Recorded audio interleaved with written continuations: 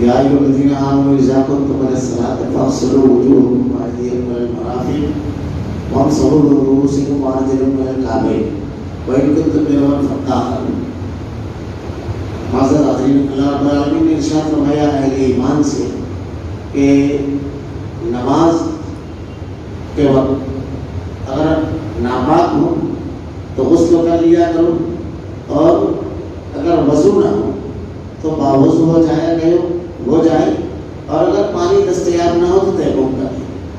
یہ ناپاکی جو ہے اس طریقے سے آدمی ناپاک ہوتا ہے جس کی بنیاد پر غسل آدمی کے اوپر ضروری ہو جاتا ہے. نواقض غسل اس کو کہا جاتا ہے کہ غسل کو ضروری قرار دینے والی، باقی کو توڑ دینے والی چیز. پہلی چیز اس میں یہ ہے کہ آدمی کو احترام ہو جائے. عموماً جب آدمی بالغ ہوتا ہے، جوان ہوتا ہے، تو خواب میں یا نیند کی حالت میں آدمی محتلم ہوتا ہے، احترام ہوتا ہے اس کو.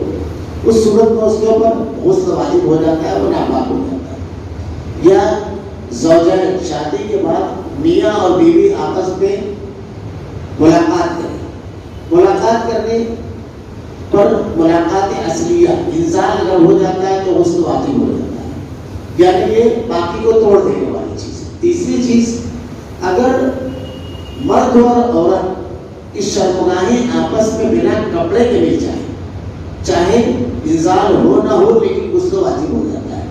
یہ نواقض غسل ہے. احترام ہو جانا، زوجین کی ملاقات ہو جانا، اور شرمگاہ کا آپس میں ختان بغیر کسی کپڑے کے مل جانا، غسل واجب ہو جاتا ہے. خواتین کا معاملہ یہ ہے کہ ان کو جب حیض آتا ہے تو اس وقت تو ان لوگوں پر اوپر غسل واجب ہو جاتا ہے. حیض جب خاتون کے اوپر آئے، خواتین کو ایک بیماری اور ہوتی ہے، استحاضہ جس کو کہا جاتا ہے، جس میں ان کو خون آتا ہے، اور گرم علاقے کی خواتین ایسی ہیں کہ مسلسل خون آتا رہتا ہے. اللہ کے نبی صلی اللہ علیہ وسلم کے پاس ایک صحابی آئی اور آگے کہنے لگی کہ اللہ کے نبی، مجھ کو استحاضہ کی شکایت ہے، تو میں کیا کروں؟ اللہ کے نبی صلی اللہ علیہ وسلم نے ارشاد فرمایا کہ تم ایام کو گن لو، جو حیض کے ایام ہیں کو گن لو. اس میں ایام میں جو ہے فرق ہوتا ہے خواتین کا. بعض لوگوں کو 3 روز، بعض خواتین کو 4، بعض کو 5، بعض کو 6، بعض کو 7 دن تک کے عموماً حیض آتا ہے. اس سلسلے میں بھی خواتین کو بڑی غلط فہمی یہ پائی جاتی ہے کہ کچھ خواتین لاعلمی کی وجہ سے یہ سمجھتی ہیں کہ حیض آنے کے بعد 7 دن تک کے ہم ناپاک رہتے ہیں، یعنی ہمارے اوپر سے نماز فرض نہیں ہوتی ہے اور روزے ہم کو قضا کرنا ہے. حالانکہ ایسا نہیں ہے. حیض جب سے شروع ہوتا ہے اس کے ختم ہوتے ہی احکامات ختم ہو جاتے ہیں. یعنی اگر ایک رکعت نماز باقی اور حیض آ گیا، حیض بند ہو گیا، تو اس کو نماز دہرانا ہے. اور ایسا ہے کہ رات کے وقت تو اچانک حیض بند ہوا اور صرف اس کو افطاری کا موقع ہے، تو خاتون افطاری کر لیں گے بنا غسل کے، بعد میں وہ اطمینان سے غسل کر لیں گے. تو اللہ کے نبی نے ارشاد فرمایا تم کو جو حیض آتا ہے ان ایام کو شمار کر کے، اور بقیہ ایام پہ جو خون آ رہا ہے تو وہاں پر کچھ کپاس وغیرہ رکھ لو.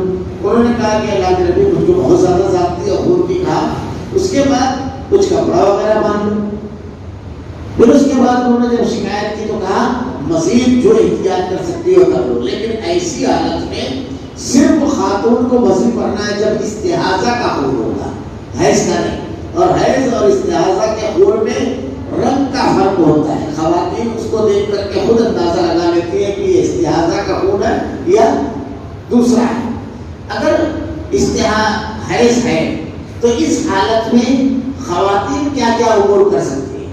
ذکر و اذکار کر سکتی ہے، پڑھ سکتی ہے، اور حج کے ایام میں اگر یہ چیز ہوئی تو طواف کے علاوہ تمام کے تمام ارکان خواتین کر سکتی ہیں، دعا وغیرہ پڑھ سکتی ہیں.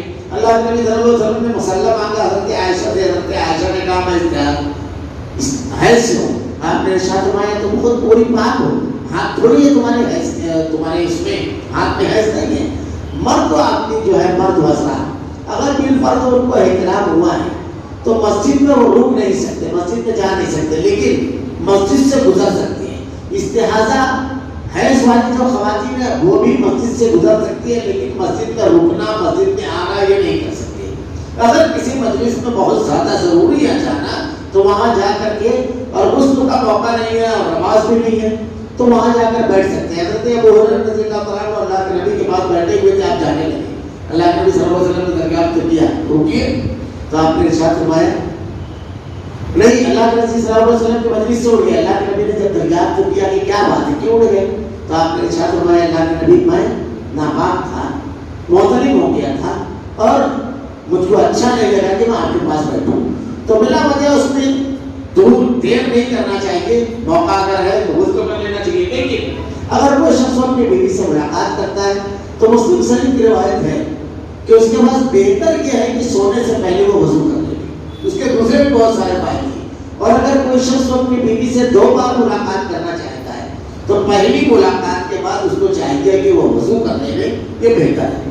تو یہ ناپاک ہونے والے جن پر غسل واجب ہوتا ہے, جس صورت میں غسل کرنا ضروری ہے, وہ میں نے یہ باتیں بتائی. انشاءاللہ العزیز اس سلسلے میں جو مزید احکامات ہے اس کی تفصیل کر بیان کی جائے گی. اللہ رب العالمین سے دعا ہے کہ رب العالمین تمام احکامات شرعیہ پر عمل کرنے کی توفیق نصیب فرما. الہ العالمین ہمارا خاتمہ ایمان پر فرما. ربنا لا تزغ قلوبنا بعد إذ هديتنا وهب لنا من لدنك رحمة إنك أنت الوهاب. سبحانك اللهم وبحمدك أشهد أن لا إله إلا أنت أستغفرك وأتوب